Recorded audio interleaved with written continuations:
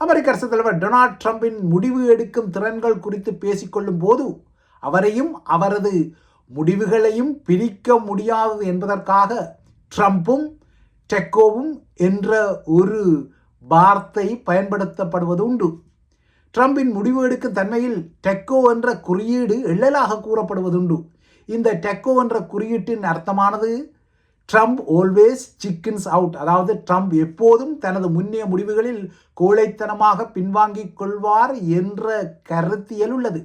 Donald ட்ரம்பை பொறுத்தவரை அவரது கொள்கை நிலைப்பாடுகளில் திடீரென தனது மனதை மாற்றிக்கொள்ளும் போக்கு அவரது முதலாவது ஆட்சி தவணையிலும் இருந்தது.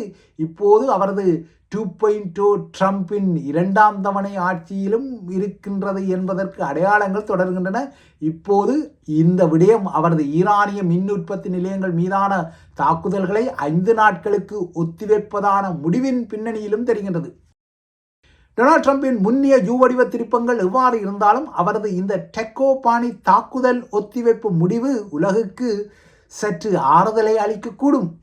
இதனால் தான் இன்று செவ்வாய்க்கிழமை அதிகாலையில் ஆசிய பங்கு சந்தைகள் ஏற்றம் கண்டன. எண்ணெய் விலைகளும் சற்று வீழ்ச்சியடைந்துள்ளன. எனினும் ஹோர்மூஸ் நீரிணை வழியூடாக உலகுக்கு கிட்டும் எண்ணெய் மற்றும் எரிவாயுவை பெரிதும் சார்ந்துள்ள நாடுகளுக்கு, குறிப்பாக இலங்கை உட்பட்ட ஆசிய நாடுகளுக்கு ட்ரம்பின் இந்த முடிவால் அவற்றின் எரிசக்தி நெருக்கடிகள் பெரிதும் தணியவில்லை. இன்றும் அவற்றின் தாக்கங்கள் தொடரத்தான் செய்தன.